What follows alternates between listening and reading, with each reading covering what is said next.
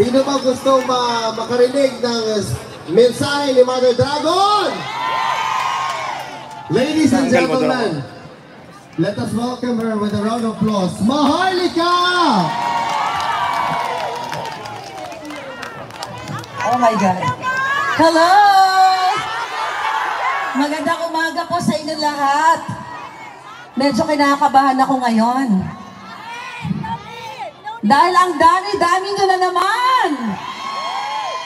Grabe. Thank you so much po sa inyong presence dito sa The Hague. Sino ang galing sa UK? Wow. How about Belgium? Italia! Aba, mahina, lola mo doon, no? Anyway, thank you so much again po, France! Ay, ang dami! Philippines! Wow!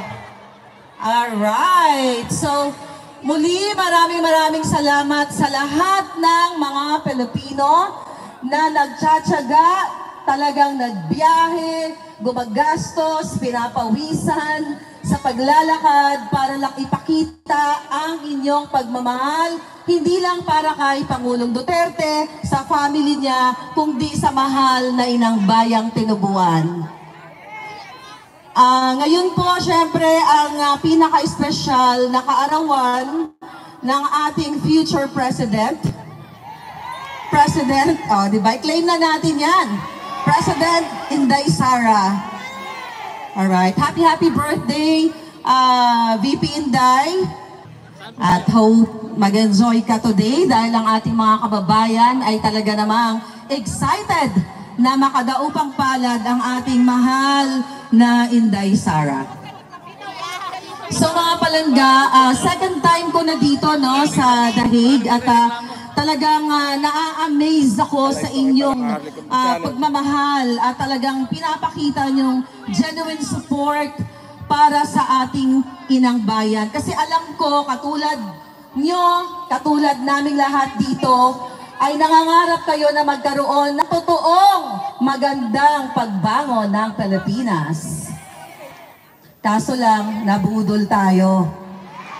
Pero sabi nga nila, habang buhay may pag-asa. Kaya wag tayong sumuko sa laban hanggat hindi tayo nakaka-elect o nakakapaglagay muli ng para sa bayan. Ipinakita ng ating Pangulong Duterte nung siya inanungkulan na pwede pala na magkaroon ng maayos at safe na Pilipinas sa airport pa lang. Pero malungkot dahil ngayon nagbabalikan na naman ang hindi magandang nangyayari sa Pilipinas, but still hopeful tayo na talagang mawalis natin ang mga bangag.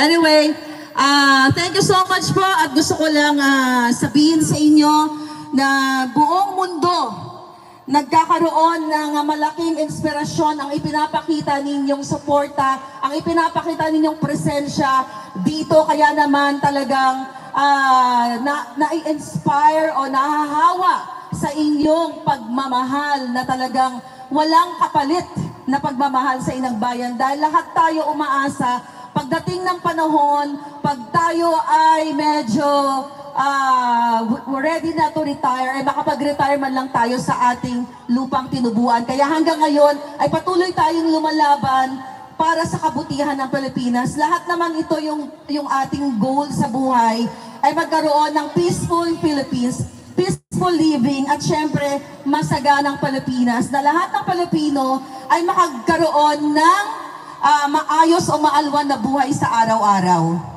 Kaya naman, huwag po tayong tumigil sa pagkikipaglaban para sa katarungan, pakikipaglaban para sa ating mga kabataan at syempre sa mga susunod na henerasyon. Kaya dahil dyan, happy birthday Vice President Sara. Thank you very much po sa lahat at magkita-kita tayo, magsasayaw tayo mamaya.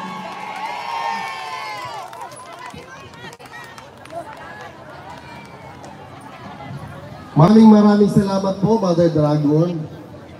By the way, I would like to remind everyone na yung fritz or potato, fritz, patak. Sabi ko, Patak I'll get kasi a yan book. dito. Fries pala. Ayun lang. Yung fries, yung french fries, yung ice cream po, libre po yan para sa lahat. Kung gusto niyo po kumuha po kayo, wag po kayong mahiya.